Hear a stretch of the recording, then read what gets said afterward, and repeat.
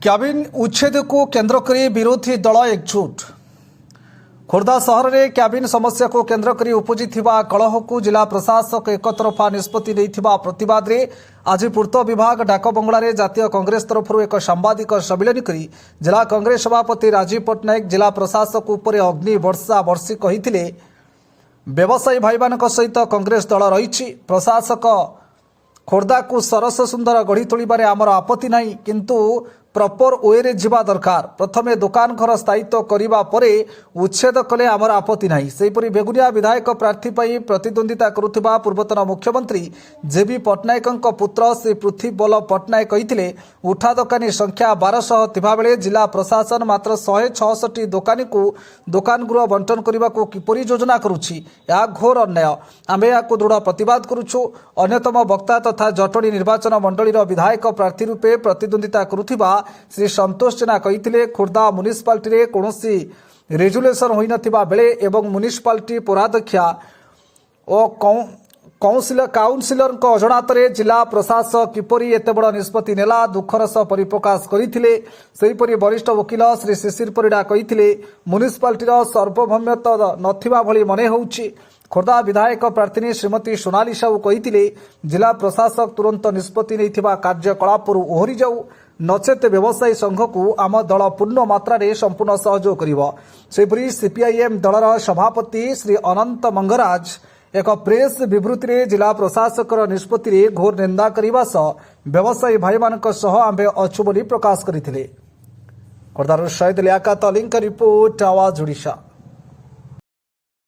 ଏକ ଜାଗାରେ ଥଇଥାନ କଲା ପରେ ଏହି ଉଚ୍ଛେଦ ପ୍ରକ୍ରିୟା ଆରମ୍ଭ କରନ୍ତୁ। କାହିଁକି ନା ବିଗତ ଦିନ ମଧ୍ୟରେ ଆମେ ସମସ୍ତେ ଦେଖିଛେ ଯେ 20 ବର୍ଷ ତଳେ 3000 ଟଙ୍କା ଲେଖା ନିଆଯାଇଥିଲା ହାବେଳି ପଡ଼ିଆରେ ସେମାନଙ୍କୁ ଦୋକାନ ଘର ଦିଆଯାଇ ଥଇଥାନ କରାଯିବ। ଯଦି 20 ବର୍ଷ ତଳେ ନିଆଯାଇଥିବା ପଇସା ଏବଂ ସେହି ନିଷ୍ପତ୍ତି ଆଜି ଲାଗୁ ହୋଇପାରୁନାହିଁ, ଆଜି ଏହି ପ୍ରଶାସନ ଯେଉଁ ଇଓ ମ୍ୟାଡ଼ାମ କହୁଛନ୍ତି ଯେ ଆମେ 166 ଜଣଙ୍କୁ ପ୍ରଥମେ ଥଇଥାନ କରିବୁ, ତା ପରବର୍ତ୍ତୀ ଅବସ୍ଥାରେ ସମସ୍ତଙ୍କୁ ଇଏ କରିବୁ, ତା ଉପରେ କାହାର ଭରସା ନାହିଁ।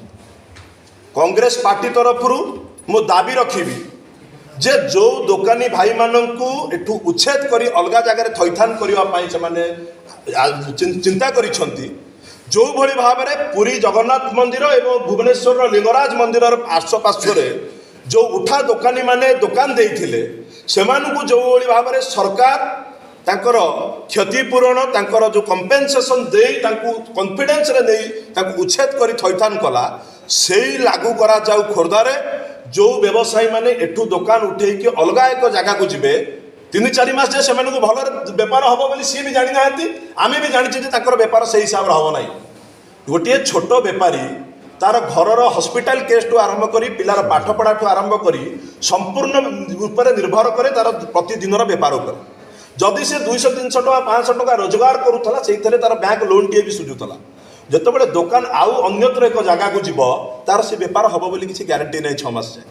ତେଣୁ ଏକ ଆମାଉଣ୍ଟ ଏଇଭଳି ଭାବରେ ସରକାର ତରଫରୁ କାଲକୁଲେସନ୍ କରାଯାଉ, ଦୋକାନୀ ବନ୍ଧୁମାନଙ୍କ ସହିତ କଥାବାର୍ତ୍ତା କରାଯାଇ ତାଙ୍କ ପାଇଁ କମ୍ପେନସେସନ୍ର ବ୍ୟବସ୍ଥା ମଧ୍ୟ କରାଯାଉ ଏବଂ ସମ୍ପୂର୍ଣ୍ଣ 1200 ଦୋକାନୀଙ୍କୁ ସରକାର ଆଗେ କଲେକ୍ଟର ଲେଭେଲରେ ଏକ କମିଟି କରି କଲେକ୍ଟରଙ୍କର ଲିଖିତ ଇଏରେ ଆସୁ ଯେ ଏଇ ଦୋକାନୀମାନଙ୍କୁ ଆମେ ଏଇ ଜାଗା ଦେଲୁ, ଏତିକି ସ୍କୋୟାର ଫୁଟର ଜାଗା ଦେଲୁ, ଏତିକି ଦିନ ଭିତରେ ଦୋକାନ ଘର କରିକି ଦେବୁ, ସେତିକି ଦିନ ତାଙ୍କୁ ସମୟ ଦିଆଯାଉ। ଦୋକାନ ସରକାର ଯଦି ଚାହିଁବେ 6 ମାସ ଭିତରେ 1200 ଦୋକାନୀଙ୍କ ପାଇଁ ଦୋକାନ ଘର କରି ଦେବା କୌଣସି ବଡ଼ କଥା ନୁହେଁ। ମାନସିକତାର ଆବଶ୍ୟକତା। ଯଦି ସରକାର ସତରେ ଖୋର୍ଦ୍ଧାର ସୌନ୍ଦର୍ଯ୍ୟକରଣ ଚାହୁଁଛି, ସତରେ ଟ୍ରାଫିକ ସମସ୍ୟା ଦୂର କରିବାକୁ ଚାହୁଁଛି, ଜଣେ ଖୋର୍ଦ୍ଧାର ନାଗରିକ ହିସାବରେ ମୁଁ ସରକାର ପାଖରେ ଦାବି ରଖିବି, ଆପଣ ସୌନ୍ଦର୍ଯ୍ୟକରଣ ବି କରନ୍ତୁ, ଆପଣ ଟ୍ରାଫିକ ସମସ୍ୟା ବି ଦୂର କରନ୍ତୁ, କିନ୍ତୁ ମୋର 1200 ଭାଇ ଯେଉଁମାନେ ଦୋକାନ ଘର ଦେଇଛନ୍ତି ତାଙ୍କ ପରିବାରକୁ ସୁରକ୍ଷିତ ରଖି ଖୋର୍ଦ୍ଧାର ସୌନ୍ଦର୍ଯ୍ୟକରଣ କରନ୍ତୁ ଏବଂ ଟ୍ରାଫିକ ସମସ୍ୟା ଦୂର କରନ୍ତୁ। ବଡ଼ ଭାଇ କହିଲେ ସେ କଥା ମଧ୍ୟ ମୋର ବା ସେ କଥାରେ ମଧ୍ୟ ମୋର ସହମତି ରହିଛି। ଏହା କଂଗ୍ରେସ ଦଳ ତରଫରୁ ହିଁ କୁହାଯାଇଛି ଯେ ପ୍ରଥମେ ଥଇଥାନ କରନ୍ତୁ, ତାପରେ କେବଳ ବାଛବିଚାର କଲେ ହେବ ନାହିଁ 166 540 ସେମିତି ନୁହେଁ। ସମସ୍ତ ଦୋକାନୀ ଭାଇ ଭଉଣୀ ଯେଉଁମାନେ ଅଛନ୍ତି କ୍ୟାବିନ୍ ପକାଇଛନ୍ତି 1200 ଦୋକାନୀକୁ ପ୍ରଥମେ ଥଇଥାନ କରିବା ପାଇଁ ଜିଲ୍ଲା ପ୍ରଶାସନ ତରଫରୁ ଲିଖିତ ଭାବରେ ଦିଆଯାଉ। तापर सेमानकर उच्छेद कराଯାऊ। सेदिन आपण कहितले जे ସହରରେ ଯେଉଁ କ୍ୟାବିନ୍ ବ୍ୟବସାୟୀକୁ ନେଇ ଯେଉଁ ଦୀର୍ଘ ଦିନ ଧରି ପ୍ରଶାସନ ଏବଂ ଆମର ଦୋକାନୀ ଭାଇମାନଙ୍କ ଭିତରେ ଯେଉଁ ତୀବ୍ରତା ଚାଲିଛି ତାଙ୍କୁ ଉଚ୍ଛେଦକୁ ନେଇ ଯେଉଁ ଦୋକାନୀ ମହାସଂଘ ଏବଂ ସଂଘମାନେ ଯେଉଁ ବିରୋଧ ପ୍ରଦର୍ଶନ କରିଛନ୍ତି ଆଜି ଖୋର୍ଦ୍ଧା ଜିଲ୍ଲା କଂଗ୍ରେସ କମିଟି ତରଫରୁ ଆମର ଯେଉଁ ପ୍ରେସ୍ ବାର୍ତ୍ତା ଥିଲା ଏଇଥିପାଇଁ ଥିଲା ଯେ ଆମେ ଦୋକାନୀ ସଂଘ ଏବଂ ମହାସଂଘଙ୍କୁ ସମ୍ପୂର୍ଣ୍ଣ ରୂପେ କଂଗ୍ରେସ ଦଳ ତରଫରୁ ଆମର ସମର୍ଥନ ଜଣାଉଛୁ। ତାଙ୍କର ଦାବି ପୂରଣ ନ ହେଲା ଯାଏ କଂଗ୍ରେସ ଦଳ ତରଫରୁ ଆମ ଜିଲ୍ଲା ନେତୃତ୍ୱ ମାନେ ସମସ୍ତେ ମିଶି ଆମେ ତାଙ୍କ ସାଙ୍ଗରେ ସମର୍ଥନରେ ବି ଅଛୁ ଏବଂ ଦରକାର ପଡ଼ିଲେ ଯେଉଁ ଆନ୍ଦୋଳନାତ୍ମକ ପରିସ୍ଥିତି ଆଗକୁ ମଧ୍ୟ ଆସିବ କଂଗ୍ରେସ ଦଳ ତରଫରୁ ଆମର ସମସ୍ତ ନେତୃମଣ୍ଡଳୀ ମଧ୍ୟ ସେହି ଆନ୍ଦୋଳନରେ ଆମେ ସାମିଲ ହେବୁ। ଆପଣ ଜାଣିଥିବେ ଯେ ଖୋର୍ଦ୍ଧାର ସୌନ୍ଦର୍ଯ୍ୟକରଣ ଏବଂ ଖୋର୍ଦ୍ଧାର ଟ୍ରାଫିକ୍ ସମସ୍ୟା ଦୂର କରିବା ପାଇଁ ପ୍ରଶାସନ ଯେଉଁ ନିଷ୍ପତ୍ତି ନେଇଛି ଆମେ ମଧ୍ୟ ତାକୁ ସମର୍ଥନ ଜଣାଉଛୁ। ଖୋର୍ଦ୍ଧାର ସୌନ୍ଦର୍ଯ୍ୟକରଣ ହେବା ଆବଶ୍ୟକ, ଖୋର୍ଦ୍ଧାର ଟ୍ରାଫିକ୍ ସମସ୍ୟା ଦୂର ହେବା ଆବଶ୍ୟକ।